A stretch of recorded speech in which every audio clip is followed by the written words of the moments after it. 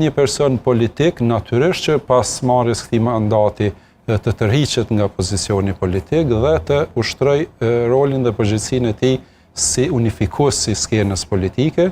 dhe qeverisja pastaj mund të vazhdojë me VV-n së bashku me pakicat jo serbe, sepse së bashku i bëjnë 63 numra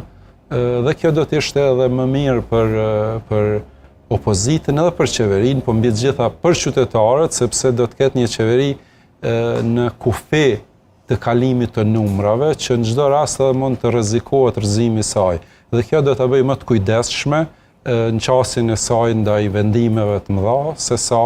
një qeveri që ka shumë numra dhe mund të jetë pastaj edhe po quaj arrogante në kuptim të qeverisjes dhe ndoshta nuk është mirë si rasti i Shqipërisë që të ketë një qeveri numra të konsoliduar, saqë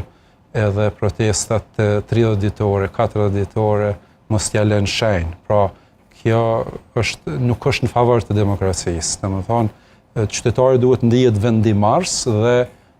qeveritë e pakicës ndonjëherë janë më të kujdesshme në marrjen e vendimeve dhe po besoj që